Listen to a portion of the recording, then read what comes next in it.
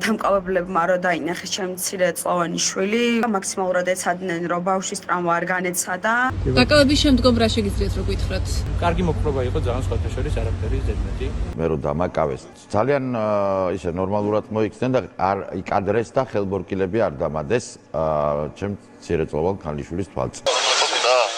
შეხედე, მოგდა, შეხედე, სუდგა, აბა შეხედე. კუტის სპეცდანიშნულების რაზმმა 3 ახალგაზრდა 17 წლის მურად გორგაძე, 23 წლის მარად ართმელაძე და 21 წლის რომან სურმანიძე უმოწყალოდ ჩაცხრილა. პოლიციელების მხრიდან განუწყვეტელი სროლისას ქავთარაშვილების სახლის აივანი, გუმაშვილების ოჯახის წევრებისა და სხვა მეზობლების თავშესაფრად იქცა.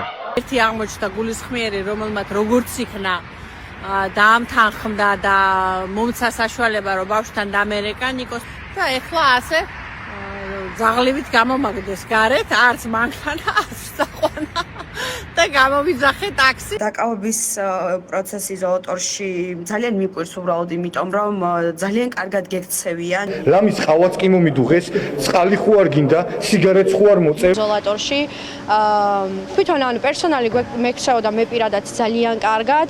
არცემენ გამორიცხულია და რამდენიმე დღე იქნება საპატიმროში. რა მუკლა.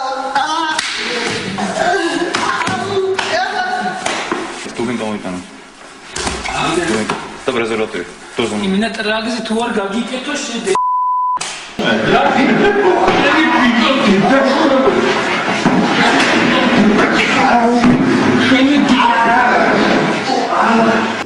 ვთქვა, რომ ამ იზოლატორში პირობებიც ნორმალურია. ერთადერთი ესადაც დამყოფი ვარ, მაგრამ ნორმალური პირობებია, კარგია. საწოლი ხო, ორსართულიანი, რომელზეც არის დაგებული არის მატრასი, რომელიც არის რაღაც ხელოვნური ტყავი და შიგნით ალბათ ღრუბელი აქვს. მოკლედ წოლის და ძილის ამბავში, რა თქმა უნდა, ეს კომფორტიც არ არის. დაკოზვა მიწევდა ხშირად, იმიტომ რომ ტუმბო იყო, რა ვიცი, კამის სიმაღლის ტუმბო 3 ცალი, სადაც ანუ ყველანაირი ყველაფერი უნდა შეინახო და ეს არის ორდაჭალის ცნობილი კრიტი.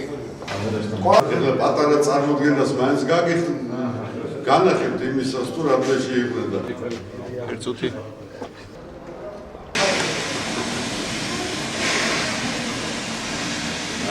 ეს არის სასადიდო. აი ნახეთ რა პირობებში ხდება საკვების დამზადება.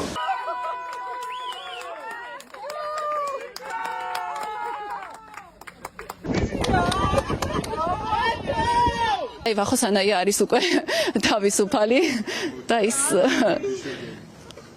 ტოვებს მცხეთის დროებითი მოთავსების იზოლატორს.